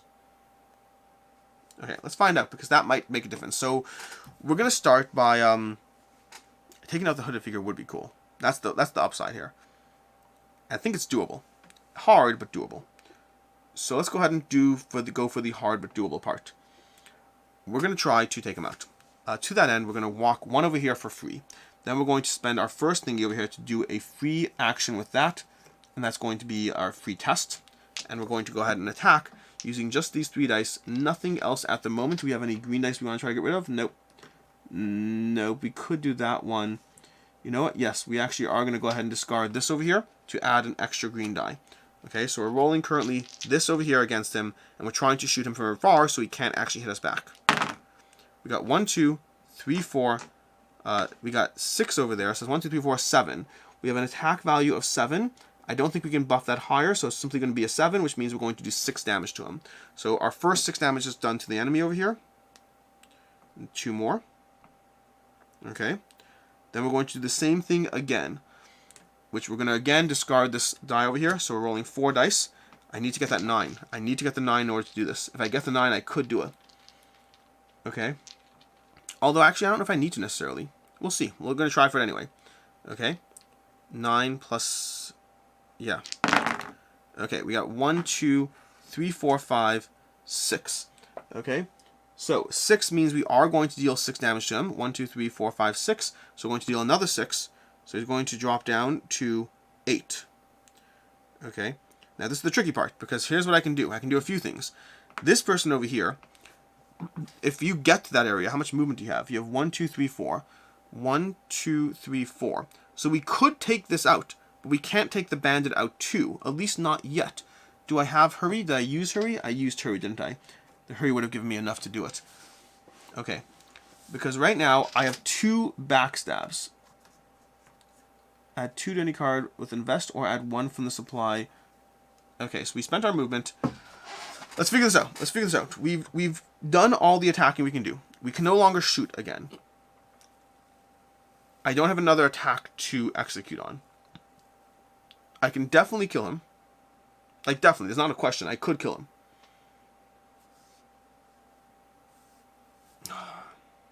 And by the way, it is auto each turn. I checked. It's automatically each turn. I can definitely kill the hooded figure this turn, and I need to do so. By doing so, though, the bandit will be in play unless I have a way to get extra movement. So let's see if I have a way of getting extra movement, because 1, 2, 3, 4, 5, 6. I need 2 more movement. I don't have 2 more movement. If I had the card that let me pull cards from my discard pile, I'd have 2 more movement. So I almost could have. But because I can't, I can't. So I don't see a way around it. I don't see a way around it.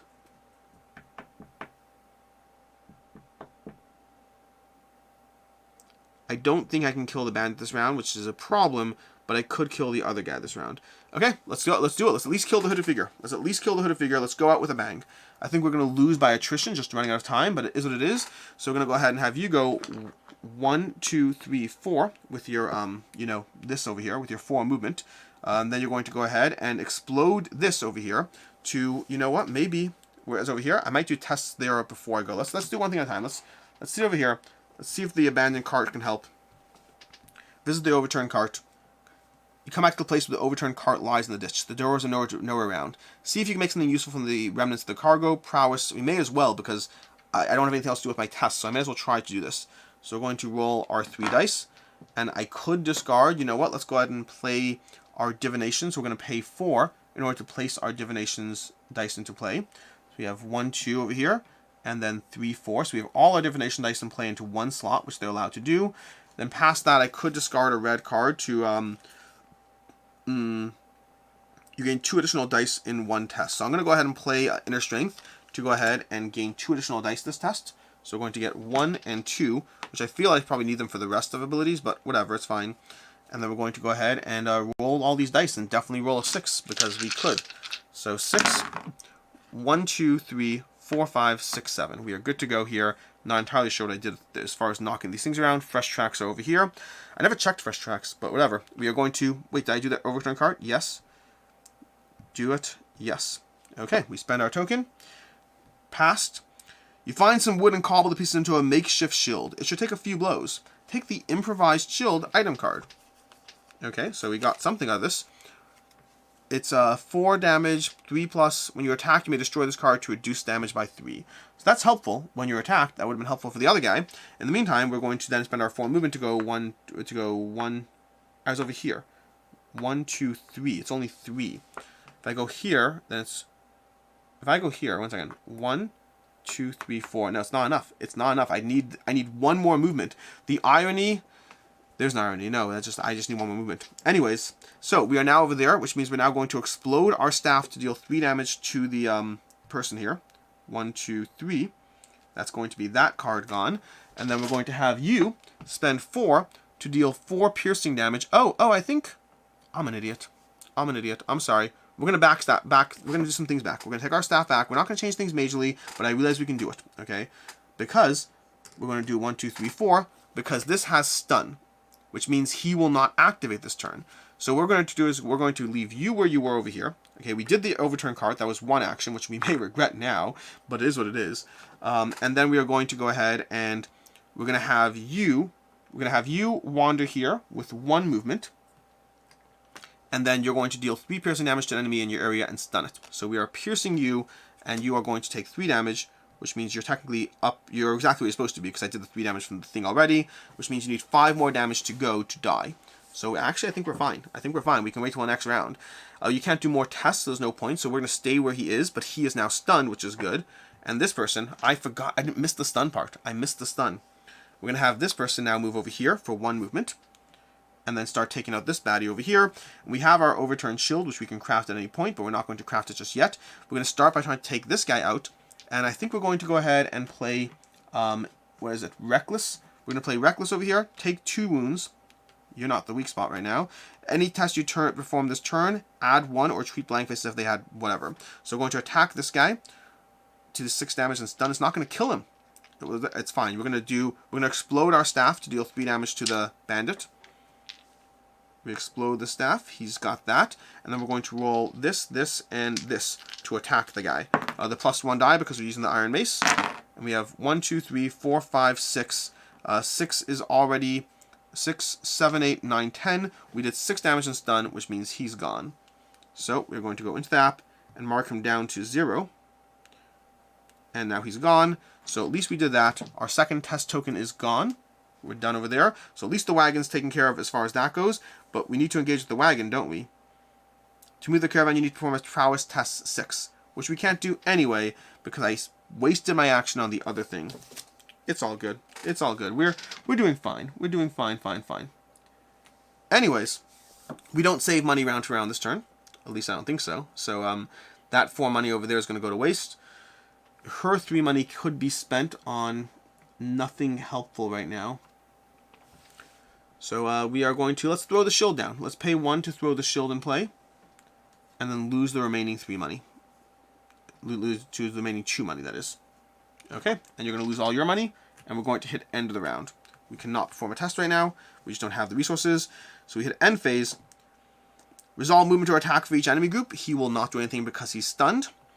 He'll have all enemies perform their actions. Yes. The caravan's stuck in the mud. It cannot go. The rain is heavy. Some tests will be more difficult. Each player discards a random card at the end of the next planning phase. Oh, I forgot this part. I forgot this. We were supposed to do this last round, weren't we? Yikes. Okay, we discarded this card over here. And we're going to go ahead and discard this card over here. So, should have done that. Forgot that part. Continue. Okay, let's see what we got. If any of the heroes are dead, we're not dead yet. Oh, it says right there, proceed to endgame. It says it in the app. I checked for that. Discard all unused resources. We're done. Draw 2 test tokens. Going to draw these 2. I think we're going to lose, but it is what it is. Choose 1 plan card for the round. Each player draws resources. Let's just go ahead and pull back all our stuff right now. We're going to pull back our planning cards at the end of the round. So we're going to draw 2 cards. Okay, so we're going to draw 2 cards for this character. And this character has this. We have Well Prepared and a Hooded Cloak. Which again, there's still 8-7 damage I think we're at. We're going to draw 2 for this character. For Melisandre, who's got this cool... Those dice over there are very cool. Except now we have to find out whether we lose the dice. And we lose Calm Counsel. Okay, so we got that done. We actually have a second Calm Counsel if we want one. And over here, we're going to go ahead and lose the dice. Over here, lose a card. We're going to go ahead and draw a card, and it's Well Prepared again. So, we are done with that, which means it is now time to move to the next phase. We have to draw cards. We drew our cards. We have to get money. Get money over here. 1, 2, 3 each. And then we are going to gain footsteps, which is going to be 1, 2, 3 each. 1, 2, 3. And 1, 2, 3, which we already have on their boards because I didn't really use anything else. Okay.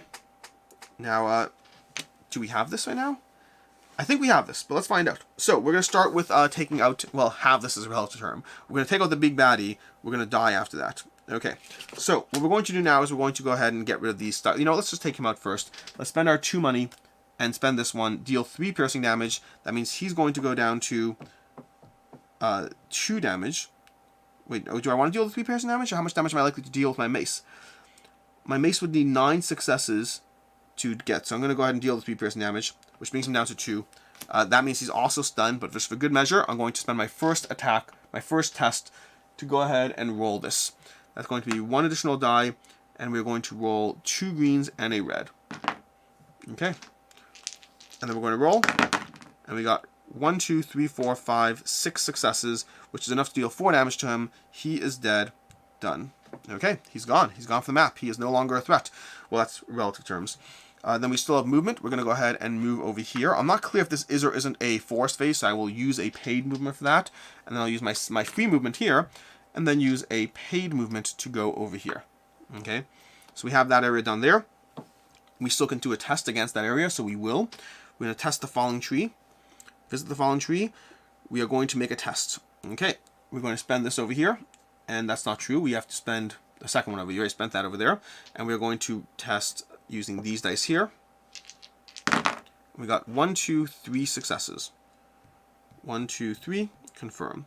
We need 15 successes. Okay, that's done over there. Over here, we're going to take your actions. We are going to test the wagon over here. Caravan. Visit the caravan. Yes, indeed. Do you want to make a test? Spend 1 token to move it. We do want to make a test. What strength is the test? I mean, we have so many divination dice over here. Let's go ahead and spend 2 to build another divination die while we're at it. This is like insane. This is going to be really helpful for that up there. But in the meantime, we're going to go ahead and do a... I mean, right now, if we just roll these 3, we don't have any guarantee of success. We could go ahead and use a divination die after the fact. So let's go ahead and just roll for it.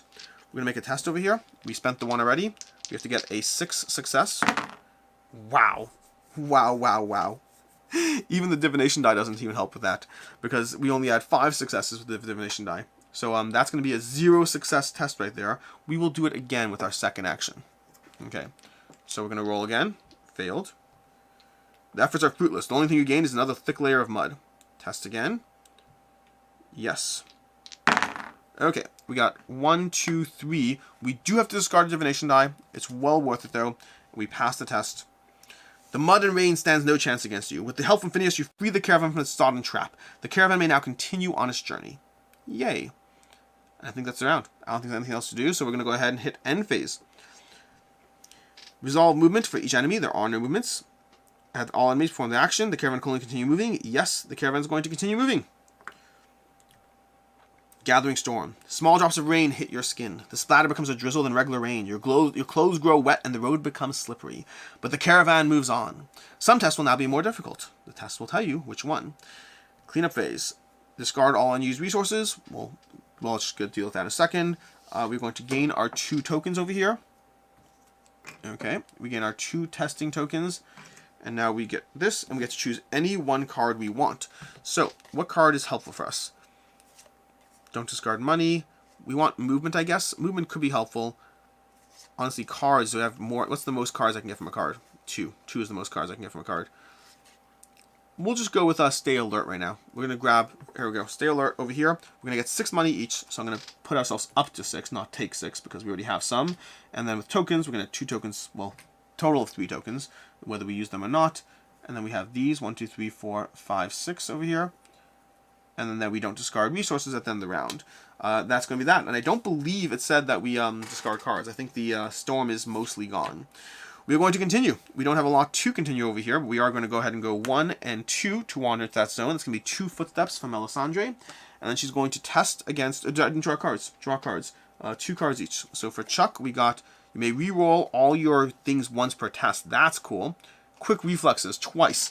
That would have been really helpful to get earlier, but we got them now.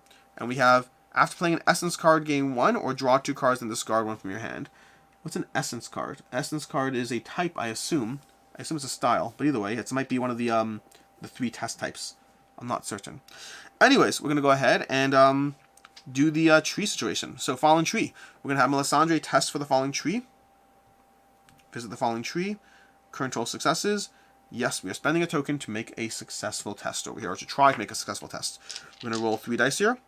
We're going to get 1, 2, 3, 4, 5, and we will discard one of these to add 4 more. That's going to be 9 successes. Confirm. Okay? Then we're going to have you go ahead and make a test as well. And you're going to roll these. Okay?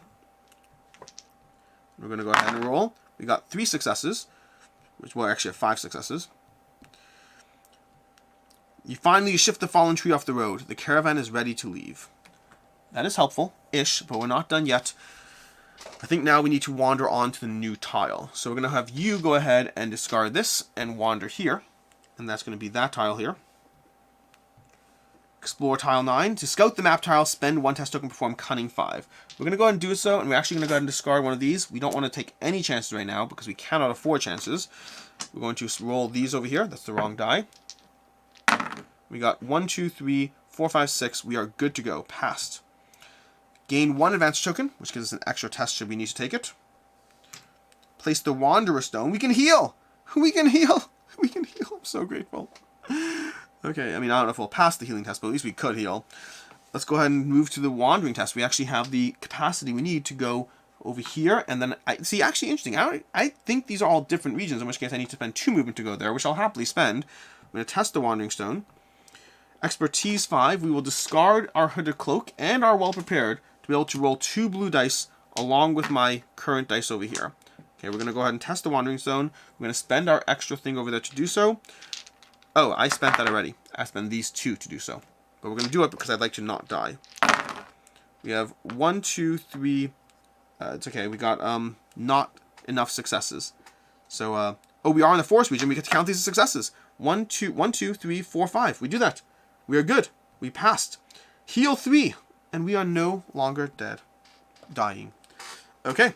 I think that's that. We could wander into the forest to get rid of any surprises, which I guess we should probably do. I'm a little nervous about it. I think that the bandit who was here was already, you know, fine. But we only have 1 more movement anyway. So you know what? I'm just going to go ahead and hit end phase. I'm going to take off the Wanderer Stone, take off this point of interest. We're going to hit end phase. Resolve movement or attack. No active enemies. The caravan continue moving. It moves to the area over here. Okay. Gathering storm. The sun shines brightly despite a gathering bank of clouds. There are darker clouds in the south, heralding that the weather will be getting worse soon. No modifiers this turn. Cleanup phase. New round. You lose. Caravan does not arrive at destination. Overwhelmed by opponents, you are forced to leave the caravan. Despite his protests, you get Phineas out of the fighting and drag him with you as you look for a place to hide. You don't understand, Phineas objects. Those weren't ordinary bandits. They're being paid by the Triarchy. That man wearing golden armor? That was one of their executors. Phineas, executors? Executors? Executors. I'm not sure which one it is. Executors? Executors. Executors. Phineas is frantic. Our cargo is something they have to keep out of the Triarchy's hands. It'll have catastrophic consequences. You need to get it back. Phineas stops for a moment. We need to regroup and discuss our options. I'll pay you much more to help me retrieve that package. Besides, you don't have much choice. You've crossed paths with the Triarchy and they won't forget that. Ever. Thank you for playing the previous scenario. This is just the beginning of an adventure as many perils and challenges still await the heroes. Join us in the Kickstarter campaign and decide the future of Into the Godsgrave. That was a while. That was an hour and a half plus of going through this. Anyways, this has been Into the Godsgrave. Stay tuned for a first impressions video coming out where I talk about this game because I don't have much more to talk about. I only have the one game. We're going to go ahead and dive into it. Until next time, I'm Alex Radcliffe from Board Game Co. I hope you enjoyed this video. Let me know in the comments down below what you want to see more from this. The game, I believe, just reads off some basic stuff over here. It's going to come with around 10 scenarios for 1 to 4 players, 400 cards, 4 playable lineages, 4 playable classes, includes over 30 miniatures, 30 double-sided map tiles. So they're giving you a decent amount of content. I mean, even at this, hour and a half for scenario, if you have 10 scenarios, it's going to be 15 hours of content, which is not the worst. Replayability, limited. I really hope they have fail forward in this, meaning there is replayability to an extent. I think, to me, this is a one-and-done kind of adventure. Well, I'm getting to... You know what? No. First impressions. Check out the first impressions video. We'll talk about it there. Until next time, I'm Alex Radcliffe from Board Game Co. This has been a playthrough of Into the Godsgrave, and as always, I hope you have a good one.